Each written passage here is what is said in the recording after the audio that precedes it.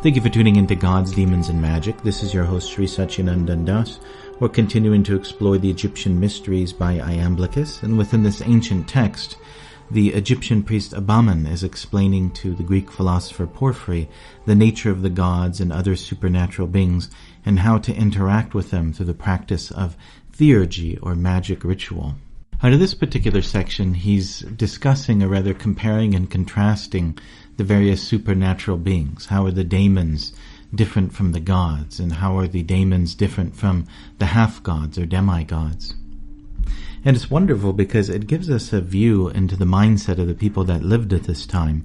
Essentially, when they looked into the sky, they saw the material manifestation of the gods. And you look at the sun floating in the sky, that ball of fire. To them, you're actually looking at not necessarily the physical body of a god, but you're looking at sort of like a manifestation of an astral god into our physical sphere. You have the sun god was considered to be the king of the gods, and he sort of descended down into the world, from the astral plane in the form of the sun. And the sun is that force which is then giving life and sustenance to everything within the universe. It's the very sort of almost the soul of the universe itself. But higher than this physical manifestation, there is an astral sun, the noetic sun, which is the sun god himself, sort of like ruling over the gods and illuminating their realm with his divine brilliance and glory. And this brilliance and glory, he actually brings down himself from the transcendent realm, almost just like a prism. You take a ray of light and shine it through a prism and it bursts into the beautiful rainbow. So similarly, you have like the divine light of the transcendent realm, sort of the one or the absolute or the realm of God.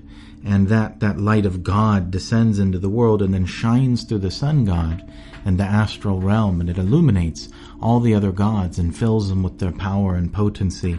And then these gods take that power and utilize it to manifest the created world around us. So just as the sun god then in this physical realm, in our realm, he has his manifestation as the ball of fire in the sky, the sun itself. So similarly, the other gods also have a physical manifestation, and these are the planets.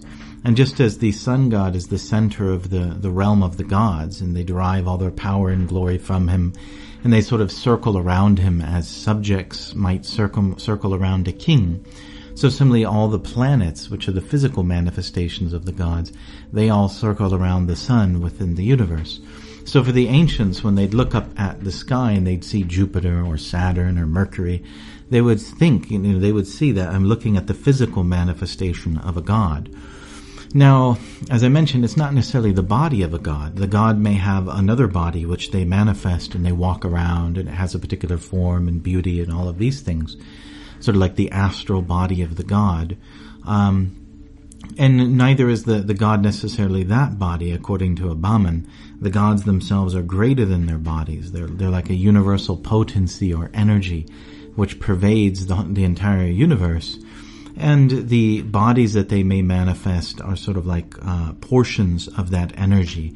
Rather than them being within their bodies, the bodies are sort of like within them, and they manifest them almost like a mask, in order to deal with the world or perform various activities. But the gods are not bound by their bodies, and they're greater than their bodies. So similarly, these planets that are floating in the sky, they're also sort of like a manifestation of the god. It's not necessarily the god or the god's body. It's like a manifestation of his potency. And then in our physical realm, that potency exists as, like a planet made of stone or gas or whatever it may be made of. And then these planets then affect the universe according to the laws of astrology, which features very prominently in the ancient tradition we're discussing. So it's not that the planets, the physical planets made of gas or stone or liquid, they're not the ones actually affecting us, you might say, or activities of humans on Earth in astrology. Rather, it's sort of the astral field of the planet. The conception given by the Egyptian priest Abaman is that higher than these physical planets, you actually have an astral planet which is there, and it's almost like a concentration of the power of that god, or like you might say, an energy point of that particular god where their universal power and consciousness is focused. And so it's that astral planet, which is behind the physical planet, that then sort of shines out its astral rays throughout the universe. And those rays interact and mix together in concordance with the divine order, or you might say the law of karma, and conduct the affairs of all entities on this particular plane of existence. So it's important to remember that the conception given here by Daemon is that the planets themselves in the sky, they're sort of physical manifestations of the gods, and yet the gods are far greater, or you might say more spread out throughout the universe than just a particular planet.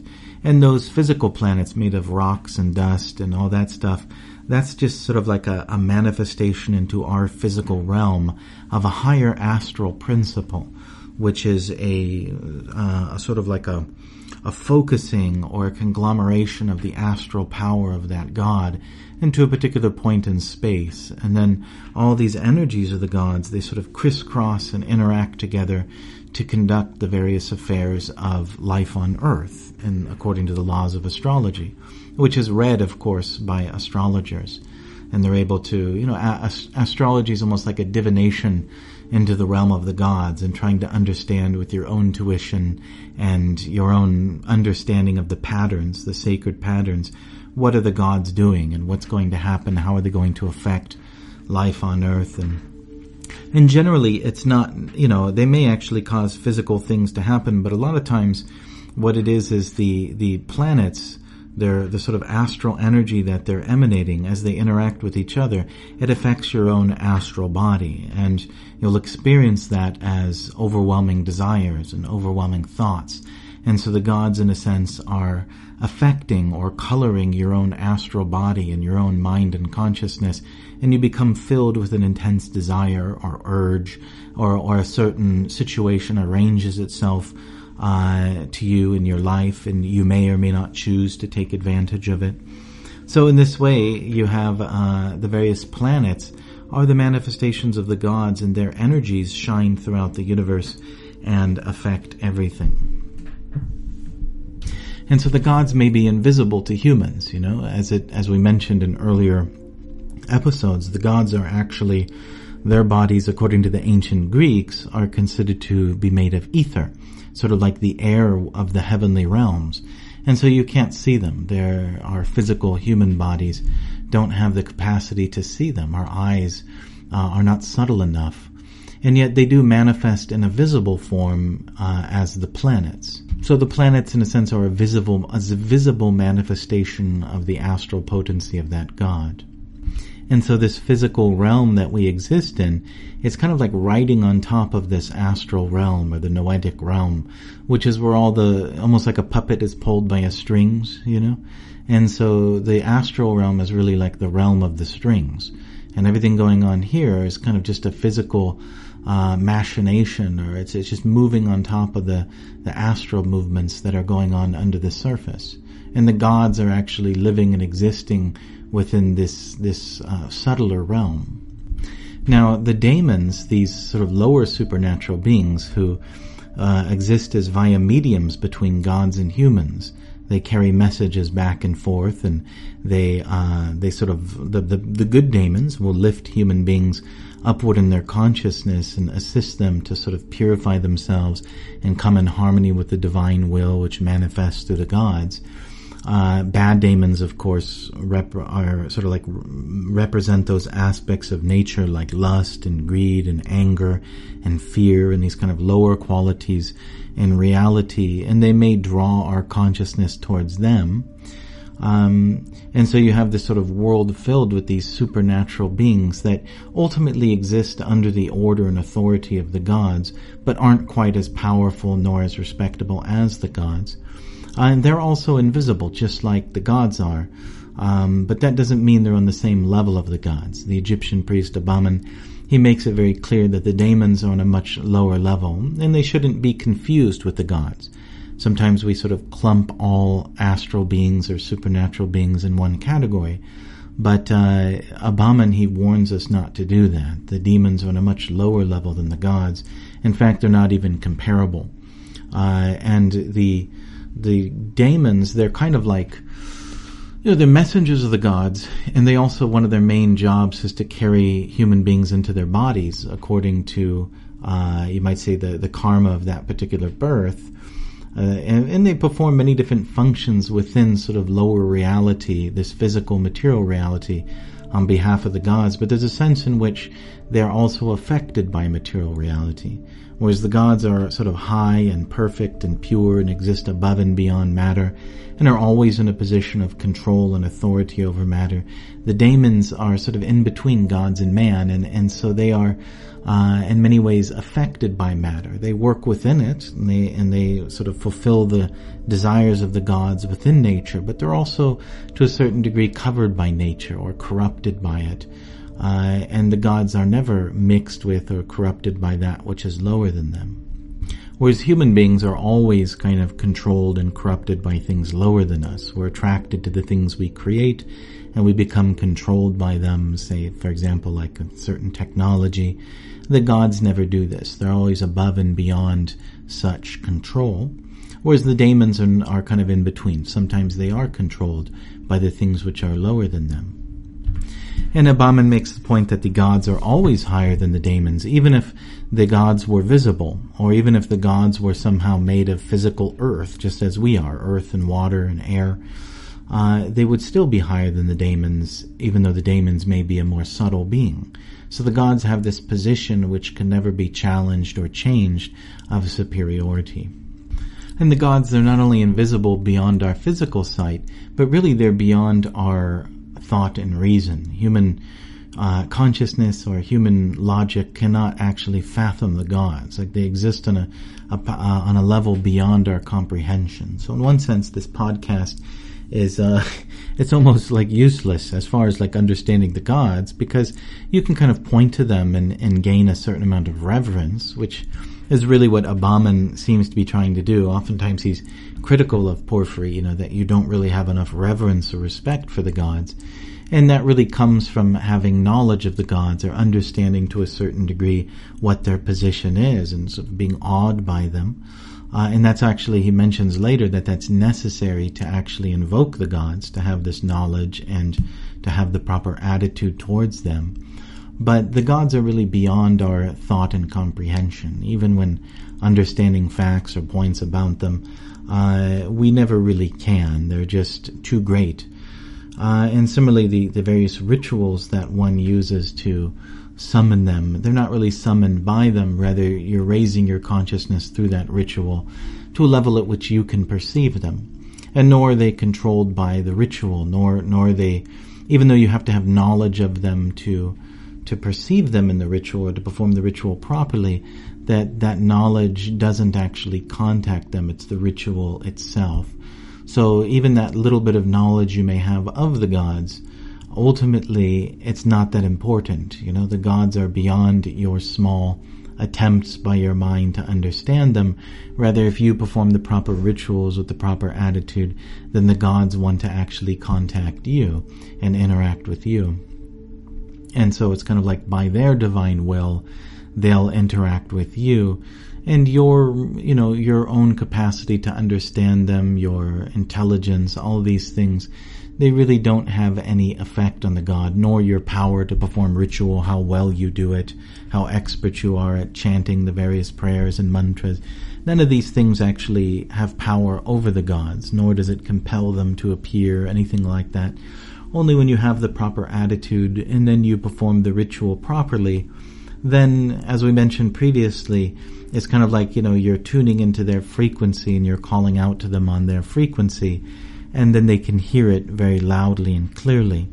Especially when you're using the various symbols and rituals associated with that god on their particular frequency of prayer, etc., then they hear you're calling them very clearly. And when you have the right consciousness, the attitude of humility and supplication, then it's a very powerful call, and the gods will hear, and they will respond by their own free will. And that response is also, according to Abaman, it's a kind of like, it's a blessing. It's really the movement of the divine will. and it's something far greater than you. It's almost like even greater than the gods in a sense. It's all part of the divine plan emanating from the absolute platform. And when the gods agree to interact with you, it's like you're being swept up into the current of this divine purpose. So that's another important point here, is that the gods are beyond human capacity of thought and reason, and although it is important to understand them properly, ultimately even they're beyond that understanding. Even if you have the proper conception, they exist beyond that conception. But having the right attitude and the right understanding is necessary to sort of call out to them properly. But when they do answer, it's ultimately it's because of the divine will and divine purpose, and it's above and beyond your capacity to call them. And also Brahman mentions that the gods have within themselves the ability to govern both the astral realm as well as the visible physical realm. They're governing both. And so that's perhaps why they have a physical manifestation in the form of the planets. Like Jupiter, Saturn, all these different planets. They exist as kind of like, because the gods are not only in the astral realm, they're also controlling this realm, and therefore they have their representation there as a physical planet. Just as the sun has his representation, at the center of our solar system and the center of life itself here in this particular place. And just as the gods have their authority over a particular part of nature, it's like their consciousness extends throughout the universe and encompasses that particular aspect of the universe. Like the god of fire, his consciousness will extend all throughout all the various types of fire within the universe. Just as our consciousness extends throughout our body, and you may feel someone pinch your leg or something like that. So similarly, all the fire in the universe, the god of fire is conscious of all this. And the Daemons, who are of a much lower nature, their consciousness will then expand only to that small aspect of nature they're in control of. So they might not be in control of something on the universal level. They might be given enough power to do a particular small job on behalf of the gods, but when it comes to that particular slice of the universe that they've been empowered to deal with, then they're conscious of that small space, that small piece. And so in many ways, they're almost like a small god or a tiny god. And we're also the same, we have consciousness of even a smaller portion, which is to say our body. Or maybe even we have control over our family or our cubicle at work or something like that. Or at most, maybe a country for a few years or something. So human beings have a much smaller field in which they dominate and control and in which they're conscious of. And although the gods extend throughout the universe and they're conscious of a large portion of the universe, they're also independent of that aspect of the universe. Like they have a lot of freedom, whereas the Daemons don't have so much freedom, Like the gods, for example, as we mentioned, they have their bodies, and yet they're not bound by those bodies. They actually extend beyond those bodies, and their consciousness is greater than those bodies. And that body is almost like a mask the god is temporarily using or something, which can appear and disappear at the god's will. And so the god is not bound by that body, whereas the Daemons are actually bound in their bodies. If you somehow conjure a daemon and there it is, that's the actual daemon. That's him, that's his body. Whereas if you somehow, a god appears by his great mercy and you're looking at him standing in front of you, that's his body, but it's also kind of like not his body, like he's not bound by it in any way. He can do as he likes. And so ultimately the Daemons are in a submissive role to the gods, and they're always carrying out the will of the gods. And they're bound, in a sense, by their level of consciousness and the particular duty they have to perform on behalf of the gods. And so they're servants of the gods. So thank you very much for listening. If you found value in this, please like and subscribe. If you're listening on iTunes, please visit srisatchinandan.com/iTunes and leave a positive review. Thank you again, and we hope you'll join us next time on Gods, Demons, and Magic.